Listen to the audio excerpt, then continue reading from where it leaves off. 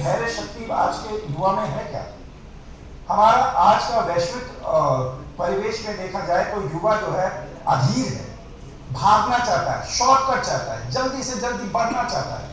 उसको ये नहीं पता है कि किसी भी चीज का, उन्नति का, प्रगति का, ऊर्जा और प्रतिभा के साथ साथ धैर्य की बहुत जरूरत होती है। धैर्य का सबसे बड़ा उदाहरण तो श्री रामचंद्र जी है। त्रेता युग में उन्होंने बहुत 3 दिन तक समुद्र से प्रार्थना करते रहे, भाई मुझे रास्ता दे दो, मुझे जाना है। तो उन्होंने कहा कि माना ही नहीं, और उफान नहीं आती, और उफान नहीं आती। तब उन्होंने बहुत उससे लक्ष्मण से कहा कि बहुत हो गया समझाना, मेरा धनुष को उठाओ जरा। तब उसको रामधारी सिंह दिनकर ने बड़े अच्छे तरीके से कहा कि 3 दिवस तक पथ मांगते रघुपत सिंधु किनारे, बैठे पढ़ते रहे छंद अनुनय के प्यारे प्यारे। उत्तर से जब एक नाम भी उठा नहीं सागर से, उठी अधीर धधक पौरत की आग राम से सबसे।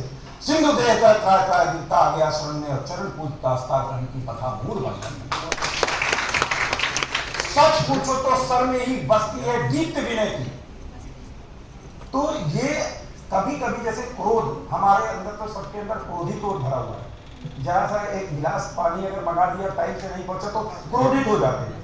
लेकिन श्री रामचंद्र जी कितने धैर्यवान थे, उन्होंने धैर्य का दिया। लेकिन जब धैर्य काम नहीं करता तब क्रोध का इस्तेमाल करना पड़ता है। और कभी कभी क्रोध जो है सकारात्मक भूमिका भी निभाता है।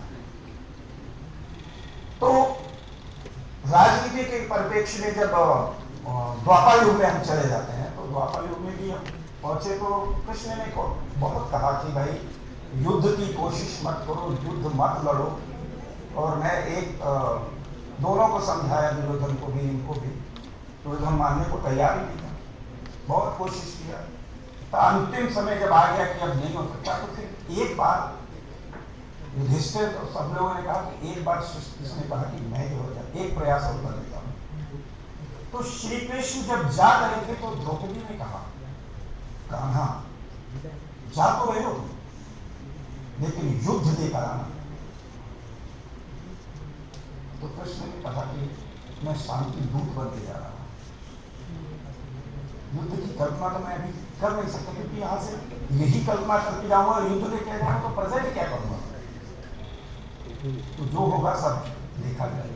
वैसे भी एक बात कही गई है कि सुकरात ने कहा कि मैं ईश्वर का दूत, पैगंबर ने कहा मैं ईश्वर का दूत।